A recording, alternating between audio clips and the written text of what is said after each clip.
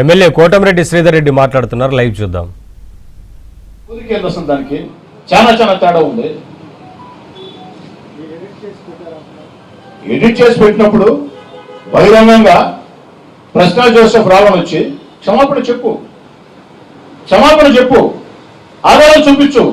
నేను మాట్లాడిన మాటలకి ఏ ఆధారాలతో ఓ భారతీయుడిగా మీ కోటమిరెడ్డి శ్రీధర్ రెడ్డిగా మాట్లాడానో ఆధారాలను చూపిస్తున్నా.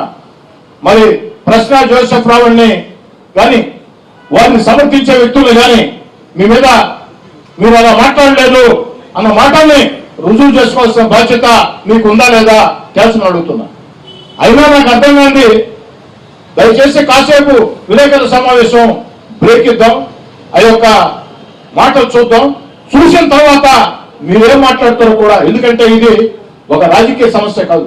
నేను ప్రారంభంలోనే చెప్పా, ప్రశ్న రావణ్ మీద జోసెఫ్ రావణ్ మీద పెట్టిన కేసులు సక్రమమా అక్రమమా కోర్టులు తెలుస్తాయి. కోర్టు తేల్చింది కాబట్టి, దానిలో ప్రాథమిక ఆధారాలు ఉన్నాయి కాబట్టి కింది కోర్టు రిమాండ్ విధించింది, జైలు పంపించింది. పూర్తి స్థాయిలో హైకోర్టు సుప్రీంకోర్టు విచారణ చేస్తాయి.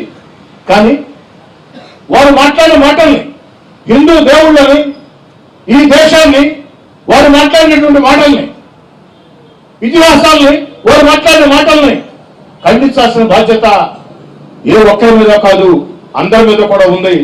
దురదృష్టం ఏంటంటే ఖండించకపోగా సమర్థిస్తూ మాట్లాడిన జగన్మోహన్ రెడ్డి గారి మాటలు చూసి కడుపు మండి, కడుపు రగిలి ఆవేశంతో మాట్లాడుతూ ఉన్నా.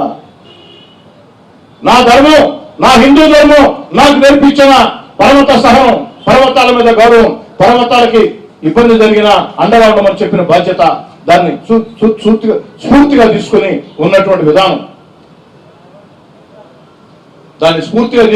ఉన్నటువంటి విధానం, మరి నా ధర్మానికే, నా హిందూ ధర్మానికే అన్యాయం జరిగితే, నా హిందూ ధర్మానికే అవమానం జరిగితే, నా హిందూ దేవుళ్ళకే అవమానం జరిగితే స్పందించాల్సిన బాధ్యత నా ఒక్కడి మీద కాదు, విలేకరులుగా మీ అందరి మీద కూడా ఉంది. దయచేసి ఆ క్లిప్పింగ్స్ ఒకసారి విని మళ్ళీ మనం మాట్లాడుకుందాం. క్లిప్పింగ్స్ పెట్టామా?